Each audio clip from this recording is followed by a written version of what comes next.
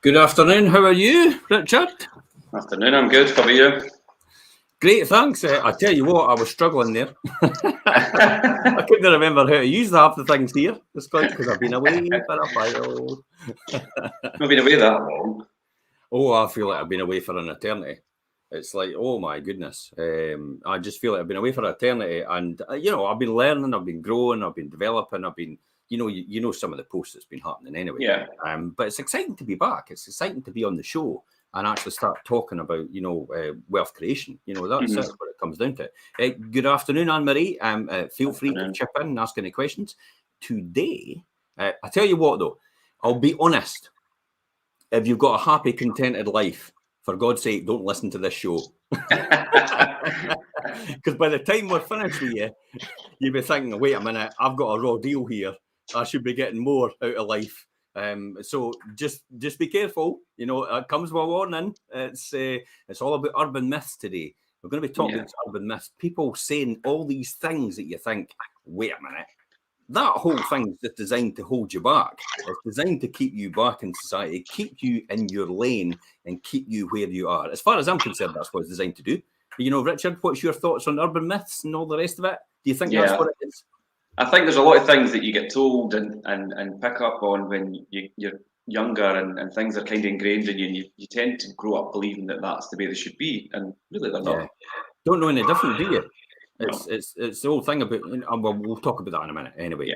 Because we'll have a good moan about this. It's like it's one of my passions. It's like how our mindset and this 6 inches between our ears is what controls everything that happens to us and everything that will happen to us in the future and everything that's happened to us in the past.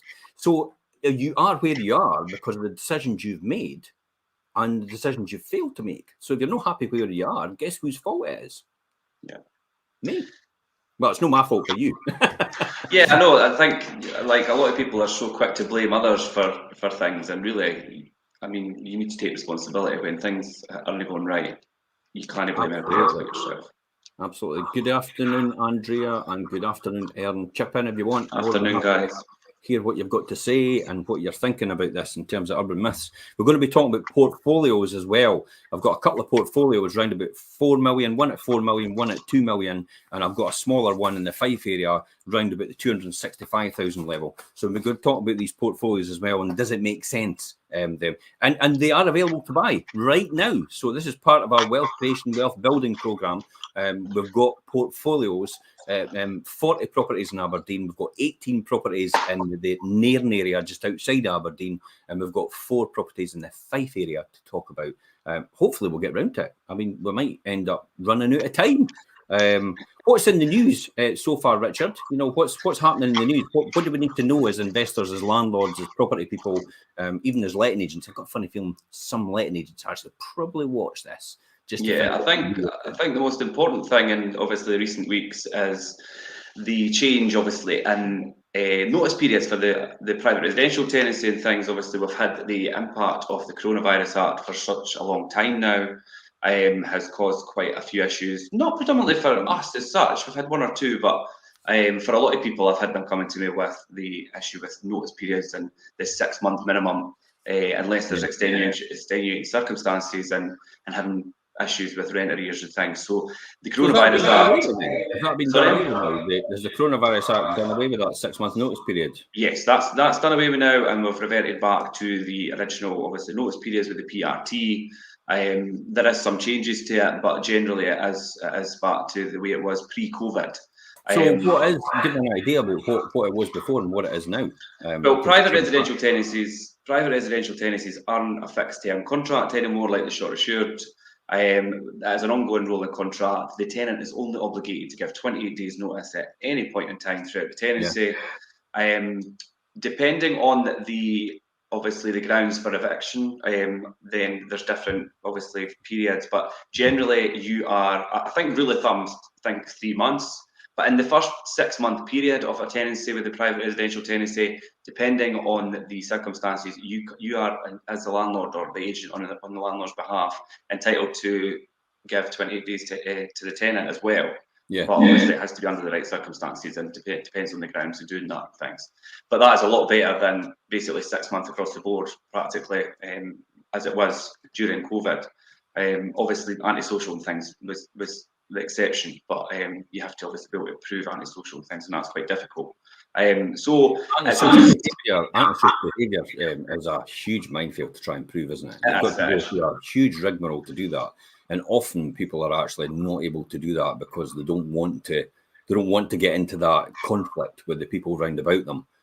So it's difficult to actually gather that evidence, isn't it?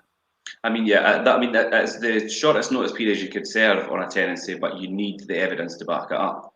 You need to have a record of obviously any antisocial behaviour that's went on in the property, or obviously reports from neighbours or the tenant themselves. Do you know what I mean? There needs to be a lot of evidence compiled to do that.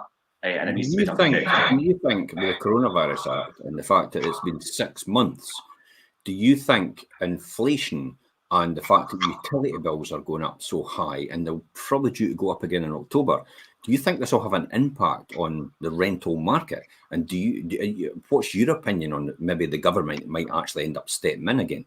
Yeah, I do think it will have an impact. It has a big impact on people's affordability.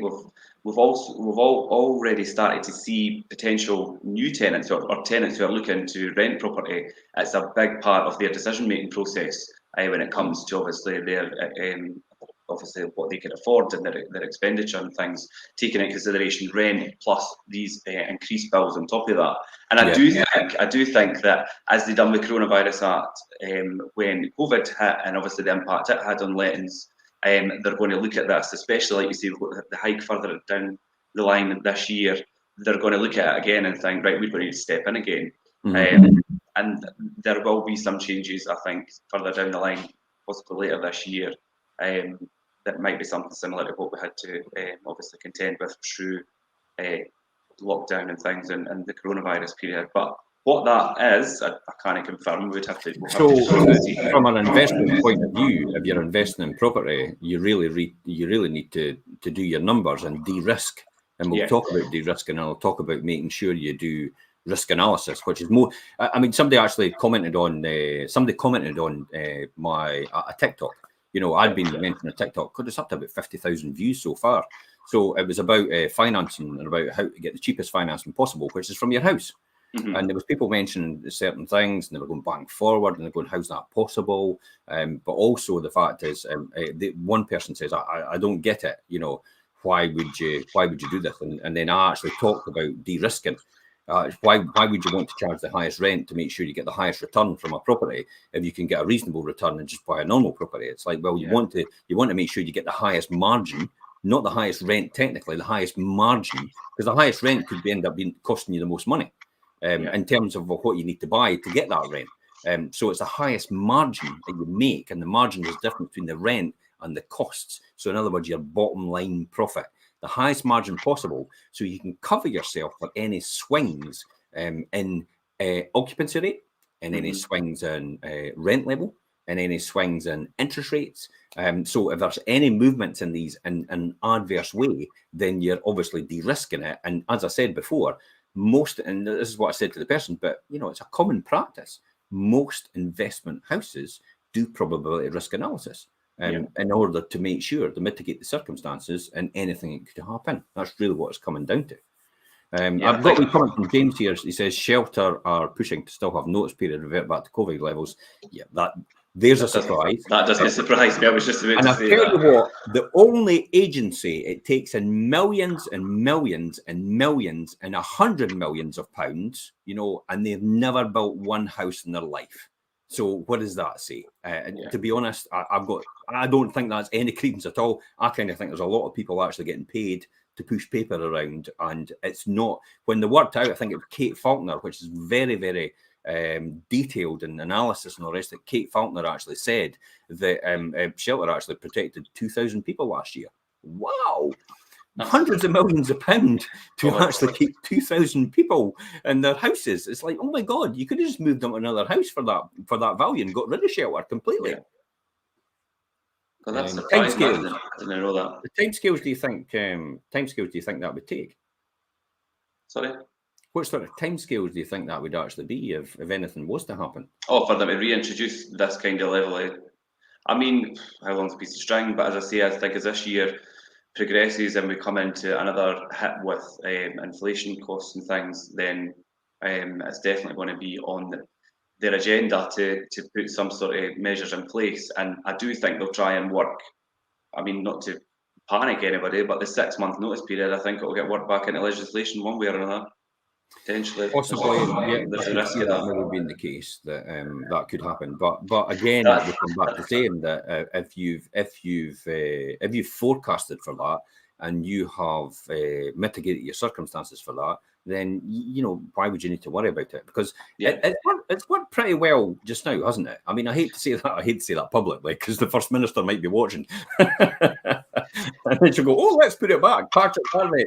Hope you're watching." I do feel as a letting agent and a managing agent and things, from our perspective, there's been one or two cases where it's had a bit of detrimental effect, but in the grand scheme of things, it's not been that bad.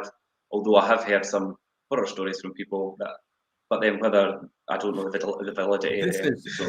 This is where I'm saying this is about spreading your risk and what I talk about how you should be involved in big portfolios. Yeah. Because if you've only got one property, this is why I'm a big fan of portfolio management. If you're involved in one property, then all your eggs in one basket. That's really what it comes down to. If anything happens with that one property, you've had it. Your income's done. If you've got multiple properties you're investing across, then clearly your risk has been spread straight away, because if one property goes down, the rest of the properties pay for it, and you don't need to worry as much. So I'm a big fan of multiple property in terms of doing it. One or two units is no use at all, really, in the scope of things. You're probably better doing it out of a lot of properties. Hence the reason why we're growing the property investment fund. We're doing, and we'll be inviting people, if not now, if anybody's interested in that, you can come in and message me direct now, and I could go over it with you. We can invite people now if they want to invest in this property investment fund that we are growing, because we've bought our first property. We're going to be buying more property into that. And it's literally, you're going to be in business with me. And guess what? I am taking all the risk.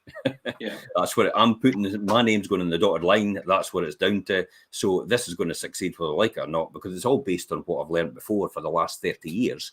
And that's how I'm going to build it as a result. Why would I need to do that? Well, it's, basically making money on the money. That's really what it comes down to. I help people make money. I make money as well. And everybody else makes money. And that's what we want to do. One person says to me, "Oh, money." This is the urban myth. Money is the root of all evil. It's like, and that's what it says in the Bible. Oh no, it doesn't. It's the love of money, not money. It's the love of money is the root of all evil. Which makes a lot more sense. Is the root of all evil. So just get your facts right when you chuck that statement out. That's one of the urban myths, isn't it? Straight away, money is the root of all evil. Well, it's not, because the whole world uses money as an exchange, of a transactional exchange, in order to make sure everything's fair based on what we exchange goods and services for money itself. So unless you have money, guess what? You're not doing it. Now, I've worked without money before, and I've worked with plenty of money before, and I tell you what, having plenty of money is a lot better than without it. Yeah. So that's that urban myth put to bed.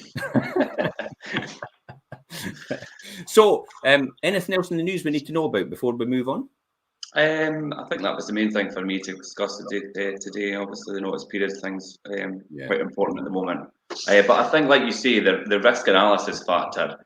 Don't get too worried about scenarios like this. If you've done your risk analysis, like you say, if you've factored in the periods where you're maybe going to be not have rent, or interest rates are going to be higher, if you've got contingency and risk analysis in place where you're going to be fine in these situations, you don't need to worry. And the bigger your portfolio, from the neggies on TikTok about what happens when the property crash comes, and it's like, okay, and it's completely irrelevant, the property crash, if you're keeping your property, because it doesn't make any difference. It's for us, it's all about the rent coming in. The one thing it could affect things right now is inflationary pressure, because I have now begun to see people actually moving in together. And therefore, we did have one. My long term, Arthur, we've lost you. I know. Arthur's been with me for over 20 years. I mean, he's been a fantastic tenant, and we've looked after him very well. And I'm really a heartfelt thanks to Arthur, because he's been brilliant. Yeah. And Arthur's decided to move in with his girlfriend because it makes absolute sense. Just makes sense. I I've know. got a similar situation. Tony as well. They're considering moving it together because it's the cost involved in running two houses. It makes no economic sense now. So it's actually pushing people to that point. So that's probably something we'll have to watch out for. But you know, there's still a huge amount of demand for rentals, isn't there? Yeah, of course. Oh, yeah. I mean, the amount of inquiries coming through for rental property and demand is still as busy as it was at the beginning of the year. Maybe slightly dropped just ever so slightly because we've got rid of that initial. Obviously, the start of the year was just crazy, but we've still very, very high demand in rentals. Yeah, say a quick hello to Roy. Hi, Roy, how are you? Hi, Roy. Roy's actually absolutely fantastic. Roy's been running, as far as I'm aware. I wasn't able to go. Was open night for investors and landlords at the Laurel Bank. And that, Roy, if you can tell us how that went, that'd be absolutely fantastic. So, Roy, you got any questions? Please feel free to ask them. One of the other things I got in when I was talking to the Bank of Scotland. So I'm talking. I've been talking to the. Finally, I've got that money off. I've finally got it over the line. You know yourself, Richard. That's been a huge burden. But when you think about it, it is 1.3 million. So they're kind of going to do a lot of due diligence on this. But finally, it's over the line. I've got that, and I'm now away to buy again. And I've been buying all the time anyway, and I've got stuff in the pipeline. But the one thing, when I spoke to the corporate division of the Bank of England, Bank of Scotland, they actually told me that interest rates are not going to go up as far as they're concerned in terms of base rates as much as they predicted at the beginning of the year. Because they believe that the inflationary pressure with the war in Ukraine, with the restriction of goods and services, and because of everything that's going on round about, they believe that it might not be as dramatic as they actually thought in the first place, which is a sigh of relief to a degree if your mortgage is based on possibly the interest rates. Amazingly, though, there's a lot of people still on variable rate mortgages, and you should be taking advantage of that, shouldn't they? I mean, we did that show. Remember, it was like 11,000 people in Fife. It's like, what? Who sits on a variable rate mortgage? I mean, some people don't have a choice because of their circumstances. They might not be able to do anything about it. But there's surely people out there right now that could be changing their mortgage onto a lower rate. And this is all about, again, we're not talking about wealth creation as in let's make lots of money, but also let's save some money as well. And if you've got 11,000 people just in Fife, how many does that extrapolate right across to Scotland and across the UK, where a lot of people are actually sitting on almost double the interest rates of what they could have, what they're paying just now. And when you think about it, if you could fix for 2 or 5 years, you'd save yourself an absolute fortune. I mean, it's something like £2,000 a year.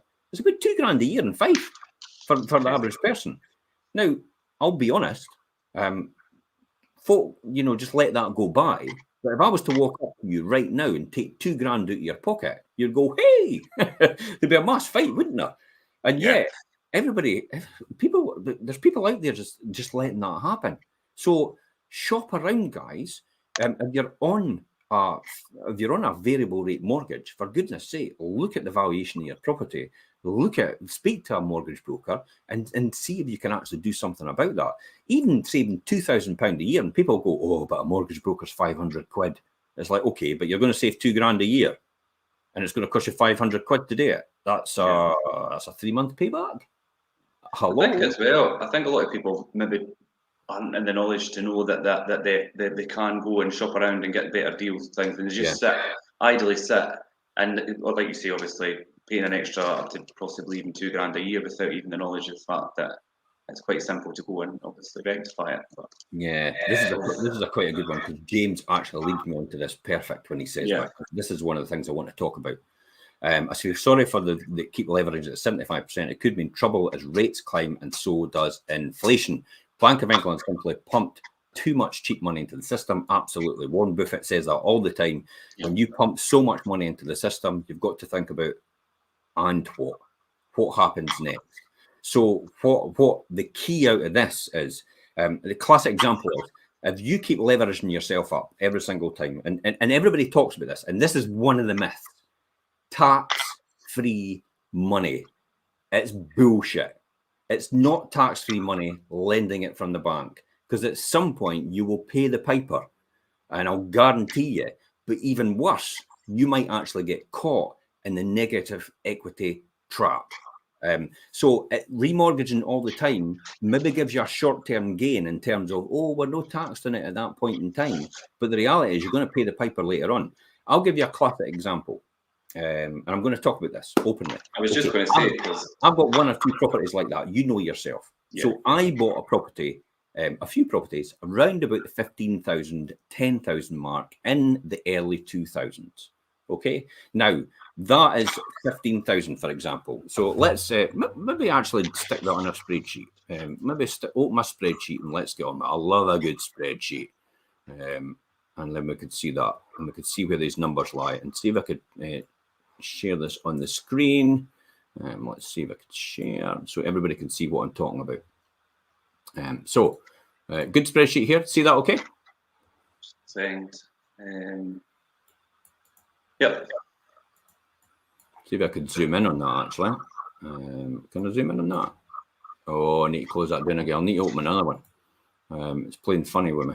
Here we go. And get that one. Can you see that one okay? Yeah. Yeah, I've got it this time. Okay, zoom in. Yes. That's because I typed something in there. Okay. So I bought a property for 15,000 in 2003. Okay. Now what I did immediately, when it got to about 2006, it was then worth about 60 grand. Okay. Mm-hmm. In 2006, I then had the mortgage at that time. The mortgage was, I think it was probably about 12 grand, to be honest.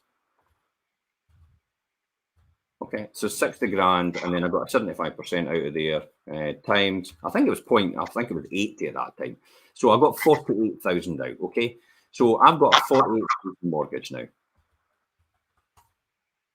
48,000. Now, it was great because one thing you shouldn't do is you shouldn't run out and spend that money on something that doesn't make you more money. So luckily enough, I then reinvested it and bought more property.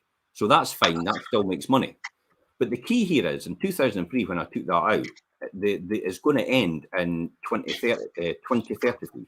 Okay? Mm-hmm. So it'll end. Now, today, the valuation of that property, the valuation in 2006 was 60 grand.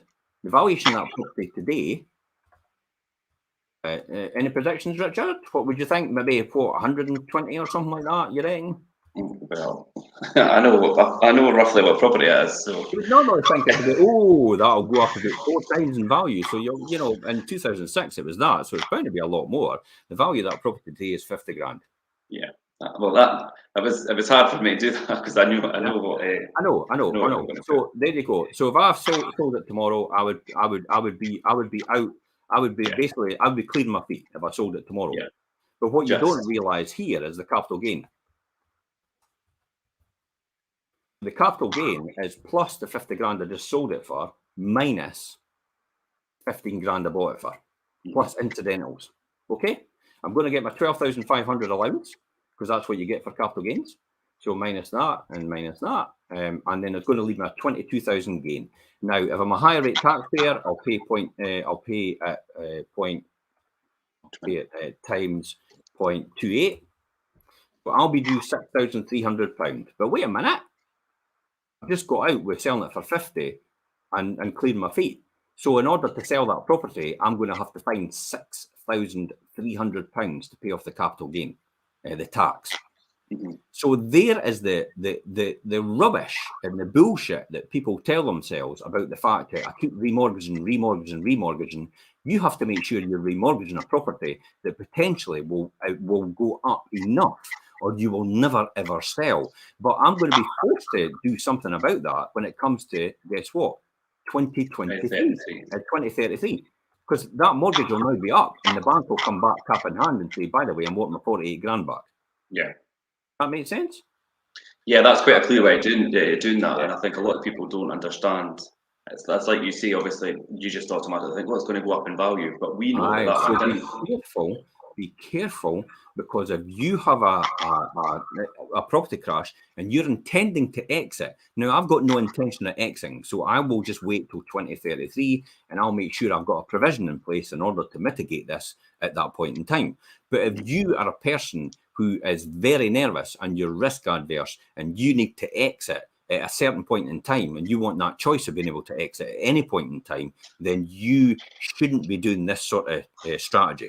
You shouldn't be remortgaging all the time, every time, unless you're making sure you're going to be covered for anything like this that could happen. I mean, this is probably the worst case scenario you'll ever see in property investment in terms of how it could go. But I am trying to emphasize this because there's been a lot of people, and I know people right now, I know a landlord that's got about 40 or 50 properties like this in this situation, that he can't afford to then, because what's happened, and I'll just explain to this. Now, we've all seen that. So what's happened is he can't afford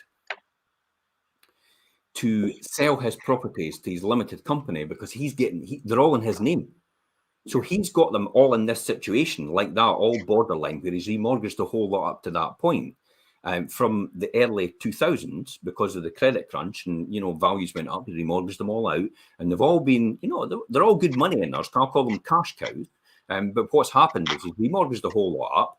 The value has not gone to that right value that in order to mitigate this capital gain, it potentially might come out. And therefore, he's stuck in a situation. He's got the interest deductions now against his higher rate because he's a high rate payer. Because he's locked himself into it, because he's maybe earning what would be possibly, he's maybe having to pay £70,000 in interest. So he's having to pay £70,000 in interest. But in order to pay £70,000 in interest, you have to make £70,000 at least, just to break even. So which would be difficult. You're taxed on the 70 grand. So if you're taxed on 70 grand, some of that's going to be higher rate. So therefore, when you get the £70,000 in interest get taken off at lower rate, because that's what happens now, it doesn't get taken off the amount that you're making, you end up having a differential there. So you're having to pay tax and make no money at all. And he can't afford to sell these properties to his limited company because he doesn't have the means to have a mortgage at the limited company side. And all the banks will say, well, we're basically wanting you to now clear your mortgages with us. And it's like, well, you can't do that. Plus the fact he's got the 4% ADS he's got to pay as well. So he's really got himself into a position. I was just going to say that's a really bad situation. Yeah, a lot of landlords have got themselves into that position. So what I had done in the beginning, to mitigate that was half of my portfolio was on capital repayment and half of my portfolio was on interest only. And that's how I've managed to sail through this and make sure I've been protected as a result. So that's the way you should be doing it. You should be making sure you've got that risk. So don't fall for this when people come on and say about tax-free money and taking money out of your all the time. It's not the way you should be doing it. It's very, very risky for the tax-free money. So there's the first urban myth, I would say.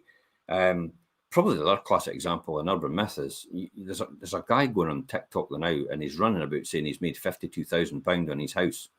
We've both seen this. We've both seen this, Jim. Yeah. I think there's other people maybe seen that out there as well. So he talked about it and he said, look, and I'll show you again. I'll clear these numbers and I'll just jump onto this and show you what he's done. So what he's done here is he's gone into this and he's gone, I tell you what, I bought this house recently and he bought it for maybe, I don't know, maybe 120 grand. Okay. And so he's bought it for 120 grand. Ignore all these other figures. Let's get rid of all this rubbish now. He's bought it for 120 grand. He spent on refurb. So he spent about 40 grand on refurb. He spent 40 grand on refurb. And he's now 160 in, plus that one. Okay. So he's now 160 in. But he said he's now got a valuation.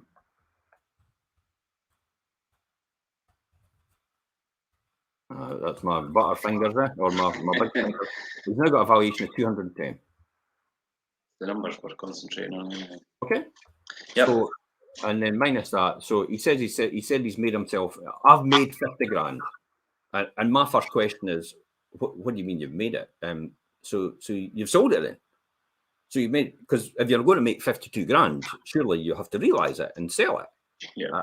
No. I've not sold it. You've not made anything. Because all you need to have is a crash next year and you've not made 50 grand at all. Yeah, so unless he physically sells it and gets that money out, but remortgaging it and taking it out, then, like you say, Possibly, but then I go back to what I said in my urban myth before, is the fact that this tax-free money situation is not what you should be doing. It's very, very risky in terms of where you're going. And plus the fact that HMRC says that you've got to make sure that you reinvest the money back in existing property. You can't take that out and use it for your own sense, or they'll not give you a deduction on it because it's for your own personal use. So when you take money out of your buy-to-let property, it has to be reinvested in your business. It can't be then taken to go and buy yourself a new car. So that is not tax-free money you can get, because effectively when you take it out, that's income. So that's subject to income tax, it's subject to capital gain, it's subject to national insurance possibly, at the lower rate because you'll be self-employed in that capacity possibly. Or if you're a limited company, you can maybe take it out in dividends, but then again, it'll be taxed. So there's all different ways that you can do that. But then if you take out in dividends, there's rules again. It says, wait a minute, where did you get that money? And then the taxman will go, well, you're not allowed an interest, you're not allowed a deduction against it, because the money you've just taken out isn't relevant to what you've just done. It's income, and you've not produced enough income to do that. You've only borrowed it out of the company. So you've borrowed it now. So then you're subject to possibly even more taxation, because there's rules in place for borrowing money from your limited company if you don't pay it back within a certain period of time. So there's all these different things about these urban myths that people go on about, and it's just not true. So be careful for all these urban myths about the fact about the tax-free money, and just as you said about this thing about the 52,000. Oh yeah, I've made it. Plus the fact as well, he's going to have a capital gain. So he's going to have a deferred capital gain, because if you've got a valuation of 210,000, all you're doing is deferring the capital gain. So Jim, so obviously, I mean, I think if you're treating your portfolio like a business, and it is just good business sense to be reinvesting that money that you're obviously, if you're remortgaging, then let's say obviously in this scenario they're looking at it as, oh, it's tax-free money and I'll use it for my own obviously whatever.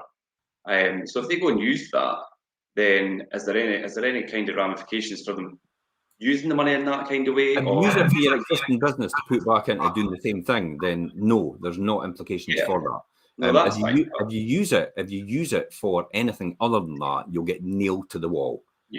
Literally, because that's not what it's for. So what? Because you're not making anything out of it then, and they're not getting anything out of it. As a result, all they're doing is you're getting a deduction, and they'll not allow you to get a deduction. There's case law in place for that. And you know, if anybody wants to know that, I'm more than happy to tell them about the case law. But then your deferred gain is there again. See that, because then you've spent that on it.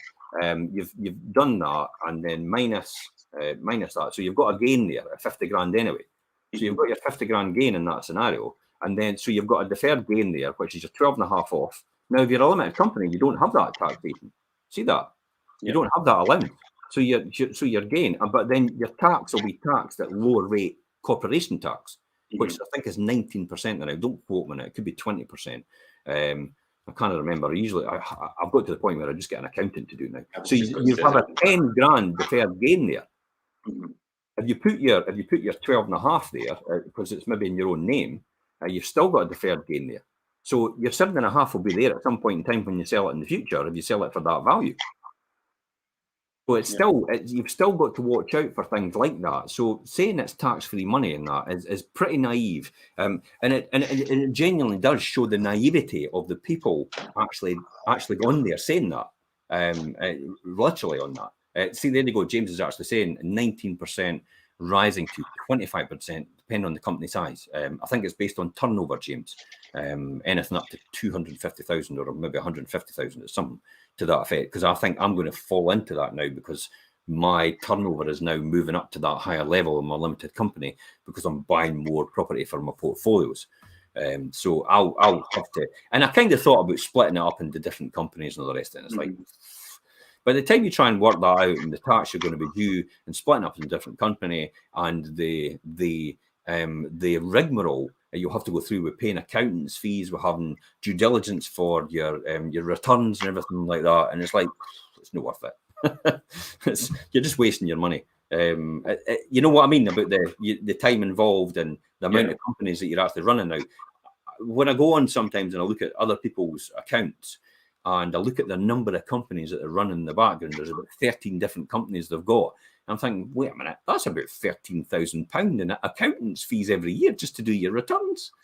That's that doesn't make sense. I mean, well, obviously you're a bit less than that, but still, and even if you had it all in one company, then it might actually be more cost effective to have it like that. But then again, it's down to personal circumstances about, do you have to have that in a separate company because you've got securities from the lender and they won't allow any other property or any other business involved in that. I came across that with Aldermore, for example. Aldermore wouldn't lend to my other company because I had ownership of subsidiary companies in that, and I had ownership of commercial properties in that. So Aldermore wouldn't entertain me. They insisted that I set up a separate company and it has to only do buy to let, and then they'll entertain anything I bought in that. So that's another thing you have to work through in terms of what you're going to do that. So that's where we are right now. And hopefully that's given everybody a bit of food for thought. Let's talk about some of the urban myths that are coming through. Actually, I put a wee thing about fake news. Did you see that post? The week? Michelle actually says, and I know it's no along the lines of fake news and that. She says, dreamers never achieve anything. And I kind of think, I get the gist of what she means by that. Because I used to get my report card every single time at primary. Oh, he's a dreamer. He just looks out the window all the time. Daydreaming. Aye, daydreaming. And now I could go back to my teacher and say, oh, thanks very much. That's quite a compliment. Because as Michelle knows, the dreamers are the only ones that have the imagination to create things which actually develop into things that we will use in innovation in order to move forward. And as a result, everybody prospers and they prosper as well. Is Elon Musk a dreamer? Absolutely. Yeah. Is Jeff Bezos a dreamer? Absolutely. Is Richard Branson a dreamer? Absolutely.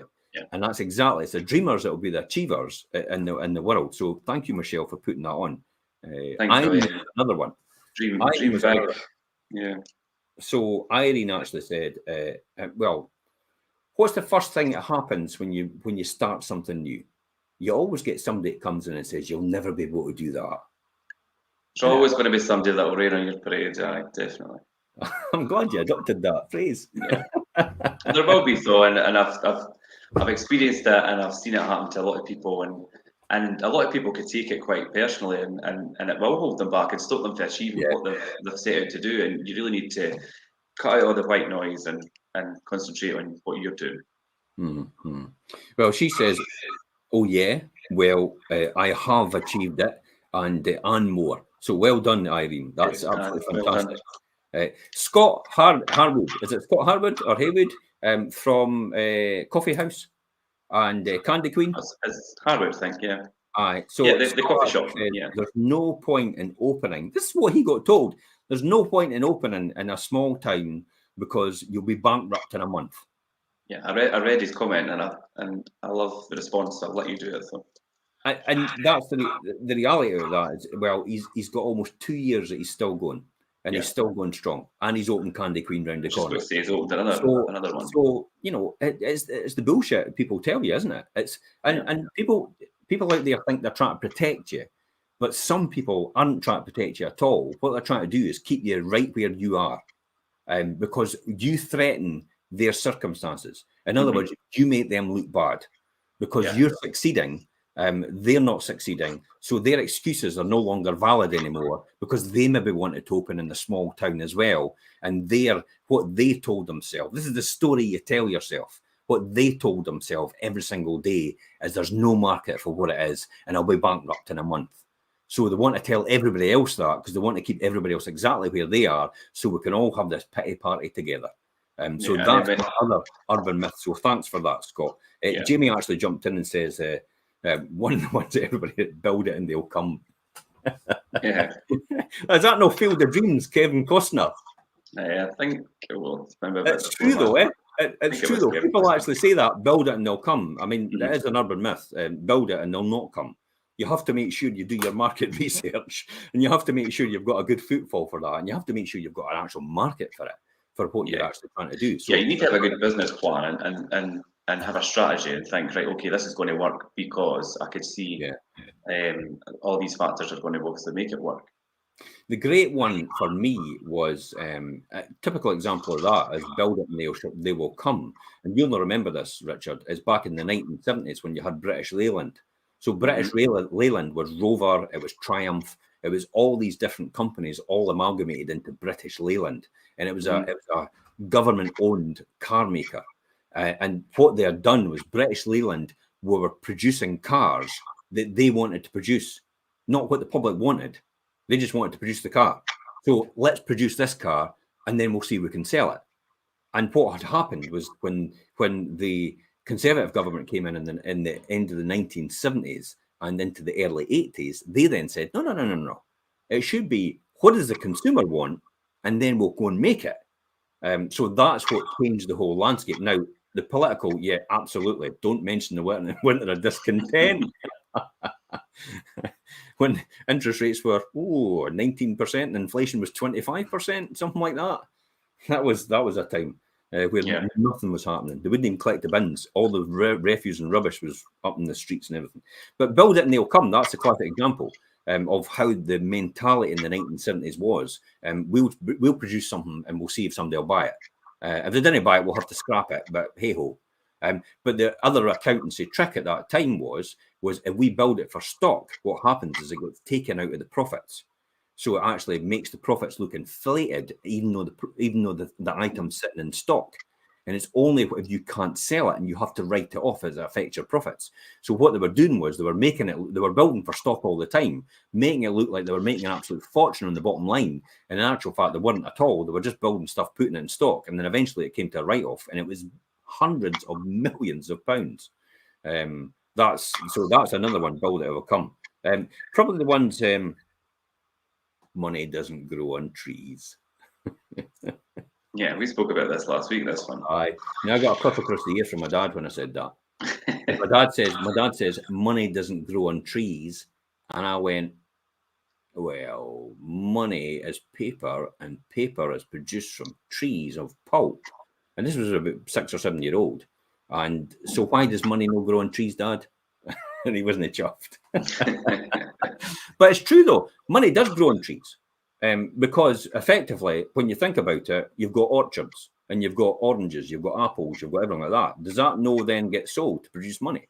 So when people say money doesn't grow on trees, it does, literally. I think as well, if you look at it, look at your, for instance, a buy-to-let portfolio. Look at all the different branches of your portfolio, all your different properties as a metaphoric tree. And do you know what I mean? Then money does grow on trees. If you could create that. Yeah, David actually says it quite good. Small minds have limiting self-belief barriers, and then pass those barriers on to those that will listen. Absolutely, Dave, you've hit it on the nail. Yeah. It's the case that people just don't want for you to be as good as them, and it highlights their failures. That's how I see it. If anybody else thinks differently, please feel free to comment. Yeah. But you'll probably be broke. I'll tell you that. Now you can think at this point is what an arrogant prick that guy is. Tell me something that I didn't ken. Honestly, tell me something that I don't know. I even think that about myself sometimes. But I tell you what, unless you have a good self-image of yourself, you'll never have a good self-image of other people as well. That has to be key here. You have to love yourself first, literally, before you can love other people. And it is and you can see that with every successful relationship where people actually have a great relationship is because they have a good self-confidence in themselves, and they have that in themselves. They can see it in others, and it's when people don't have that in themselves, that's when relationships break down, because mistrust and deception all creep in as a result of that. Yeah, I think a big part of success, obviously, is your self-confidence, and you need an element of arrogance for that as well.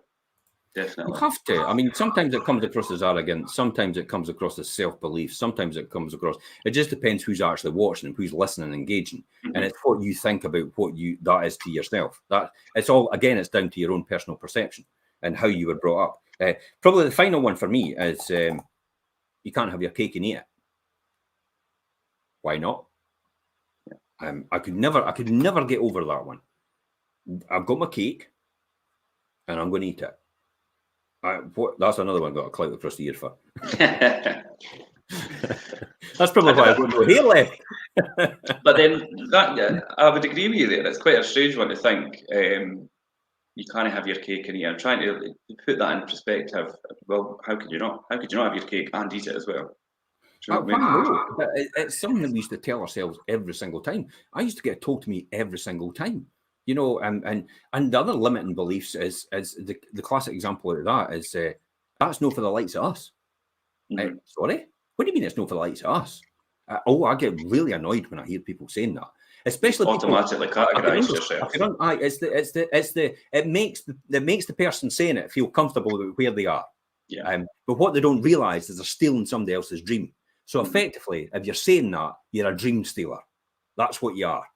You're stealing people's dreams. That's all you're doing. So in future, if I hear anybody saying that, I'm going to call you out and call you a dream stealer. That's it, in a nutshell. And nobody wants to be a dream stealer, but clearly that's the point here. So these are all the urban myths. There's loads and loads of more urban myths. You would know. That's not for the likes of us. Don't get ideas above your station. Jeez. That's another one as well. Why not? Yeah. Why not? Why not? We want you to get ideas above your station because that's innovation. Do you think Elon Musk didn't? It's the whole dreaming big thing. Ideas above his station. You know, when he comes on and says all these things about what he's going to do in the future, how he's going to colonize Mars and that, you know, you could hear people probably saying, "Oh, don't get ideas above your station." It's like, you know, but these people, again, I'll genuinely say they're probably broke. And they've probably not got a great relationship with themselves or anybody else around about them. And I hate to say it. There's a phrase that applies to that, and it's called "pigs don't know, pigs stink." You ever heard that? Pigs don't know, pigs stink. Yeah. The reality is that's the reality. You may all think you're in this, but you don't know it's you. If you're the person saying it and nobody else is listening to it, it's probably you. Yeah. What it comes down to. So that's the one for me. We're going to. You got anything else? You got ones that you've always been reminded when you were growing up, or anything like that? Anything you could think about? Not that I can think offhand, but yeah, the ones that you've covered are quite. They're obviously quite common ones, which will resonate with everybody. But I do believe in the mindset that they put people in, or the mindset that people that use them are in, and how it can affect people that are trying to succeed and dream big. So basically, don't listen to them. Yeah, I agree. Good. Oh, Joanna says it means you cannot keep your cake complete and eat it. Is the thought process? That's the thought process, right? Okay. I'm still not believing that, Joanna. I refuse to let that get into my mind. It's almost like you have to put an eggshell. Look, my head's like a shell. It's like this eggshell around your head and around your brain to protect you from the negative it gets in. So I call it an eggshell. You know, get an eggshell. Make sure you've got hardened and you can't let anybody else get in there. Don't let anybody else get into there unless you put good thoughts in there. Your brain's a computer at the end of the day. You put garbage in, you're probably going to get garbage out. You put good stuff in, you're going to get good stuff out. Maybe a wee bit of garbage in there as well. Maybe a bit of residue, but at least you're going to get better thoughts than anything else out there. So we're going to portfolios. Let's talk quickly about portfolios. I was going to say we've got the portfolios to cover. I'm going to go into my Aberdeen portfolio. Let's see if I can share screen. Geez. Some of these things are coming up and they're telling me certain stuff and don't save and jumping from place to place. That's the thing about doing this. I should just do what Cardone does and just get a whiteboard at the back of me and talk about portfolios. So here is, let's talk about the Nairn one. Okay. So this is just outside Aberdeen. This is the flats. I mean, these are all in a block. These are single lets. So been let since 2014, 2012. The price in there is, the rents every month is £7,915. The purchase price they're wanting for it is 1.77 million. They say it's an average yield of 5.38%. So let's see what we can do about that, because that then comes out to, when I'm looking at my numbers, I was looking at my numbers and I was dividing that down. And I was thinking to myself, okay, let's look at that then. That's coming down to an average rent of £440 thereabouts. per property for the 18 properties. Average price to buy £98,333. So we'll look at how that would work out. I mean, you could buy that for cash if you've got 1.7 million lying about. I don't think anybody would really have 1.7 million lying about.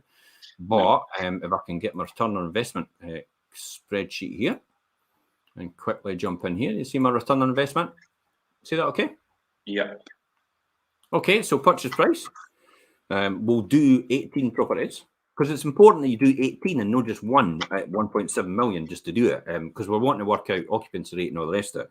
Yeah. 98. So this is my wee bit of due diligence. I'm going to show you how I do. 98,000. That's the 1.7 million purchase price. 4% stamp duty. Well, there's no stamp duty. There's only an averaging. So the stamp duty is actually an average of the 18 properties. So let me just grab and tell you what the stamp duty. Instead of paying 71,000, which is the 4% on it, you're actually paying an average, which is the average of the total value. So the average of that is 71, 1, 2, 3, divided by 18.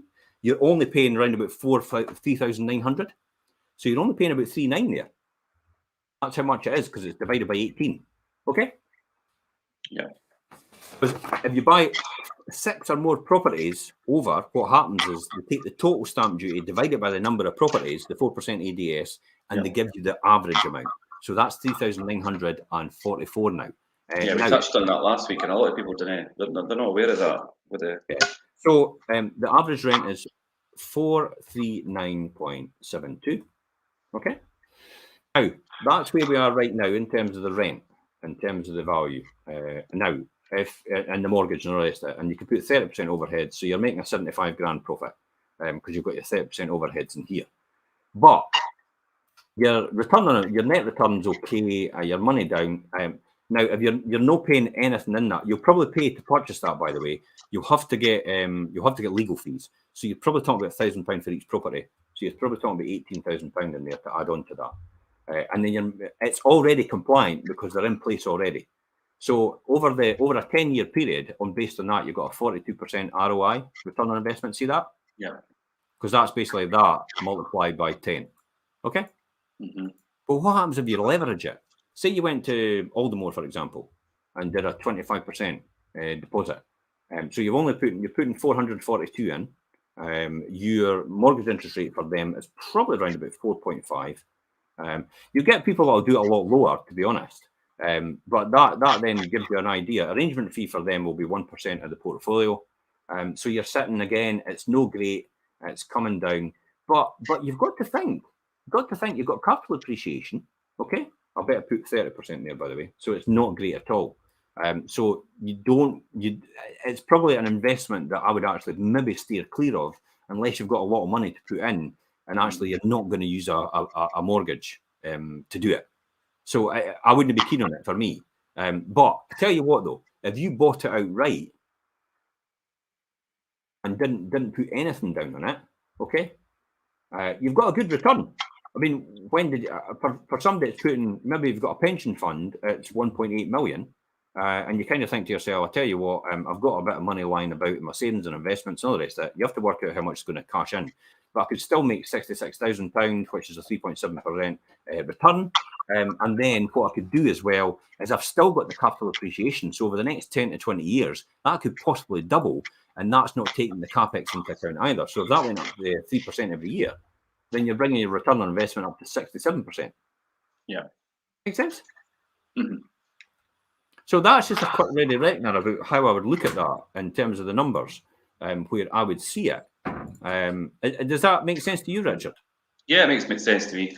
Obviously, not everybody's going to be in that position where they've got money like that to put in and do a cash purchase. So, like you say, if it's going to be done through mortgage and that, maybe not the best. No sourcing fee applicable at all for me. We don't do any sourcing fees. For that. So that would be just a straight. I would pass you on the right people to contact and all the rest of it, and they'd do the business with you. So I'm not interested in sourcing fees. It's just about sharing the wealth. So portfolio in Aberdeen, the other one, we've got time. We have the portfolio in Aberdeen, the other one, and we'll talk about that. Let's close that one down. If you want more information on that portfolio, Nairn, by the way, because it could be a good deal. So don't write that off, because it depends on your circumstances and what you want. It could be a really good deal for you. I'm going to zero my spreadsheet out, so that all comes back to what. I think with that one, like you say, you've got the cash to put in and think about appreciation. Then let me just come back to saying I've done far too much here. Hide. Let's see if I can get this up. We've got a wee bit longer because we can cut the show at the beginning with the time that we're on for about 3 minutes, because we usually stick to an hour. So there's the portfolio in Aberdeen. So 40 properties. Now, I had my estimate.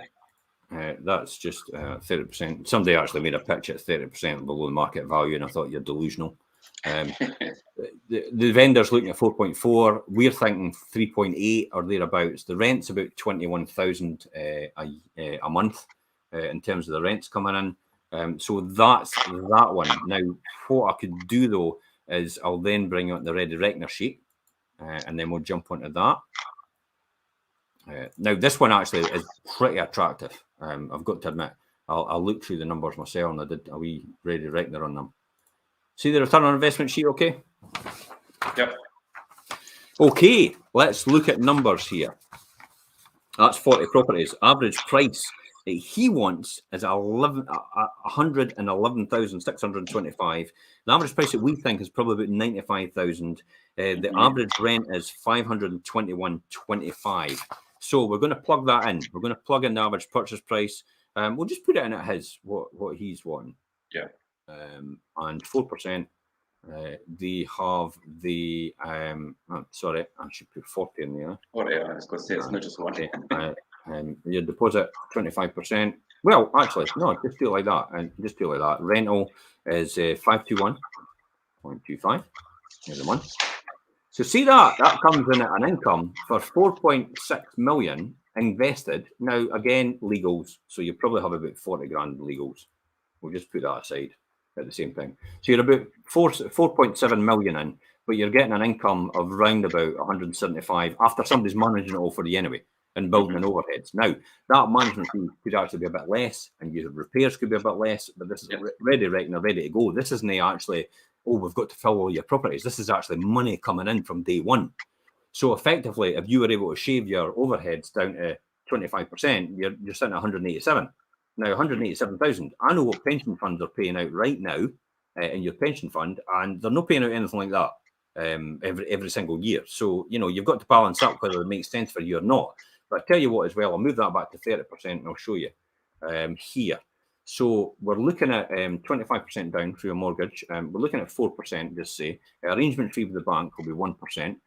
Now, that, again, the stamp duty comes down. Stamp duty. Guess what? £178,000 right down to 4,465. Divided by 40, Hey, that's amazing, eh? Yeah. Unbelievable. And then you've got a 3% appreciation, I just say. Okay. So that's what we're looking at in terms of 3%. Now, this is where I look at the numbers, right? You've got a 40,000 net profit there. Okay. Now, you could probably get better rates than that, to be honest, depending on who you're going with.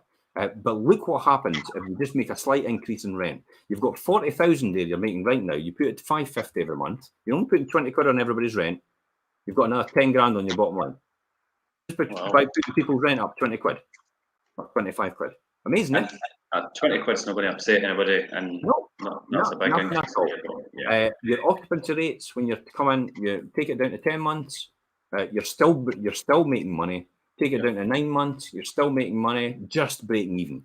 But then again, as I said, if you're putting rents up to 550, potentially you're not breaking. You're more than breaking even because you've got overhead at 30% again. If these overheads are going to come in less, then you're sitting at 40,000. You're sitting at 23,000. So there's a lot of scope to play about with that in terms of where you are, in terms of the numbers, and in terms of occupancy rates. 525. We'll put that back to just to make it simple. And this is Jim. What are you saying, Richard? This is like what we spoke at the beginning about, obviously risk analysis. This is the point. This is where to do that. Absolutely. If you put a bigger deposit down because you've got bigger deposit, then your income's going to be a lot more on the bottom line. So you're 86,000 if you're putting 50% in. So you're putting 2 million in. But more importantly, over the next 10 to 20 years, you're making another 2 million possibly. 2 or 3 million over the next 10 to 20 years on top of that. Mm-hmm. And that's so the 3% only takes into capital appreciation at 1.3 million. But if you're doubling that's going up probably every year. I mean, 5% over the next 10 years. Then that is entirely possible over the next 20 years. Then your return on investment 272%. Again, so it's like I've now got 2.2 million. Tell you what, get a number of people together. Get a number of people, people together and do that. You all chip into that pot, open your own limited company, go straight to Aldermore or a lender like that, have your own limited company, you've all got a part share in it, and you all invest in this and buy the portfolio together and share in the wealth together. Yeah, there's a lot of wealth in that to be distributed amongst several people. So that's the key. So it's not just about doing it yourself, it's about sharing with everyone else. Yeah. Okay? Makes sense. That's it, guys. If you want more information, please feel free to contact us direct. And until next week for the Wealth Creation Show, we'll be talking about deals again. We'll go talk about other things as well. If you've got anything you want to talk about, anything you want to learn about, please feel free to contact us because we will have the answer to that, or we will find the answer to that for you for next week. Until next week, guys, it's bye-bye from him. Come on, bye-bye from him and bye-bye from him. Oh, I see you've done the wrong way. No, I didn't. Oh, I did. It's because it's mirrored. It's mirrored. It's mirrored image.